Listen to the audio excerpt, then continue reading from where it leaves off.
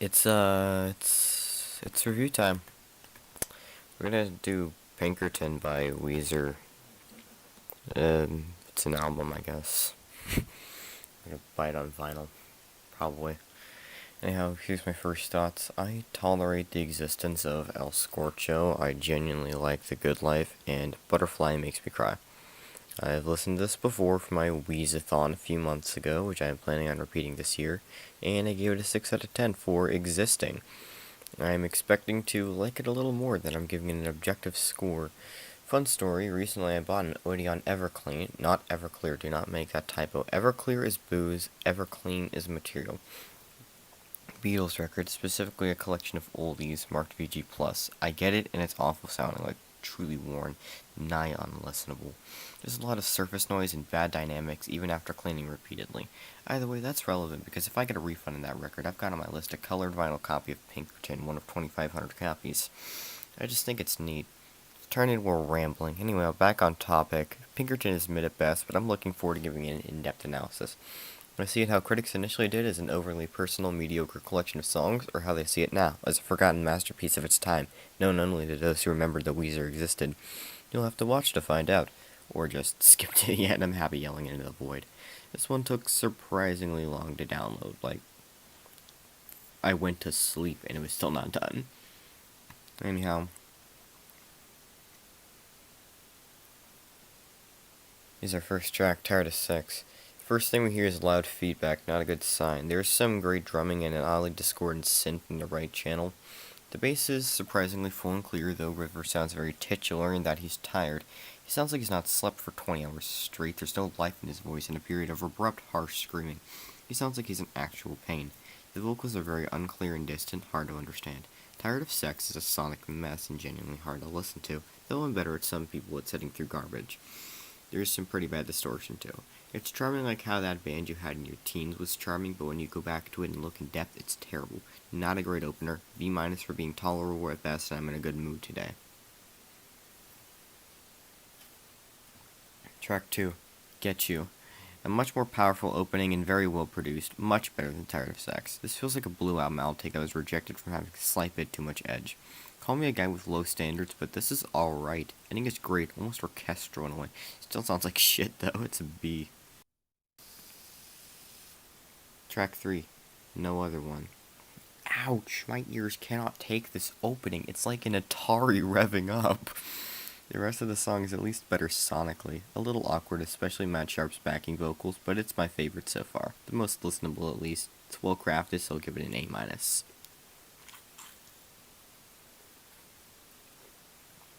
Track 5, Why Bother? Why Bother opens pretty abruptly, and I have not much to say about this one.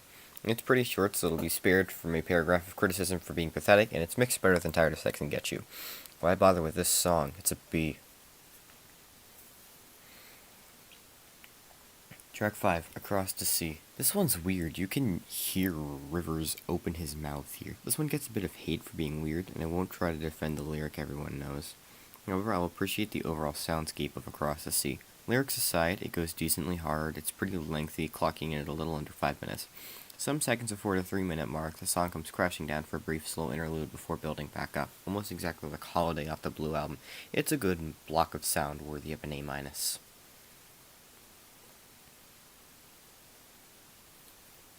Track 6, The Good Life. This song gets around. I think the flack I got of this is slightly busted. There's some buzzing in the right channel. It doesn't really matter that much, and it might be in the official recording, but I don't really know. Either way, The Good Life is a hard-going banger, and it sounds great in the studio version, and even better live. Stay away from the radio mix, which has a different bassist than Matt Sharp. Have I mentioned I like this song? Also, that bit around 2 minutes and 40, I love it. The bells, the slide guitar, and how the song once again slowly builds. I wish this one was issued on 45 in the US. The only Weezer singles we got on vinyl in the US were Undone and Hashpipe, as well as a few promos for Attitude and Red. Doesn't matter, it's a masterpiece. The song is awesome, A+.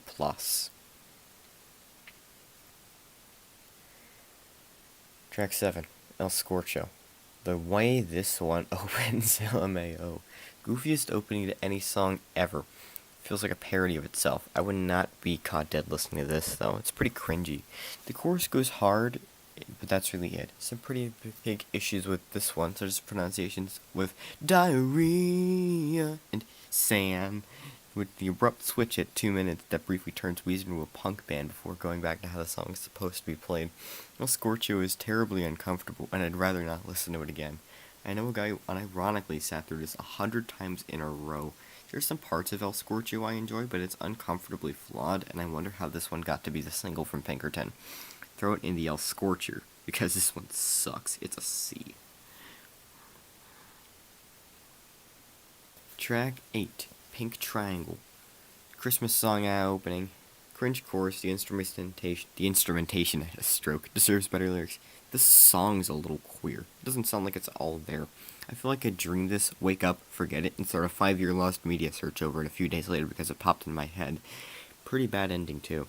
Pink Triangle has everything great but its lyrics, but it's just so uncomfortable to listen to that it's only worthy of B-.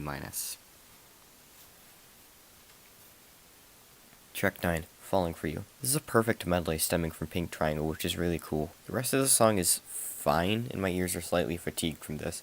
Probably one of the most normal Pinkerton songs. I don't have too much to say on Falling For You, other than I totally listened to it again. It's a song you can listen to outside of Pinkerton if it didn't open midway through a segue and end with screeching. It's an A. Track 10, Butterfly. This ending hits like a truck for several reasons. First off, it comes immediately after Falling For You, a latter song, which feels pretty abrupt going into this.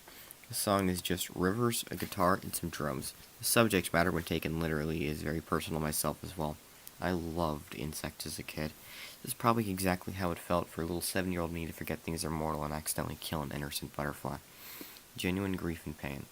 You can really hear I don't even have a word for it that I haven't already used. This hurts to listen to in several ways and punches the soul in a way few songs have ever done. It's unique, a great ending to Pinkerton, and leaves you feeling breathless. It's an A+.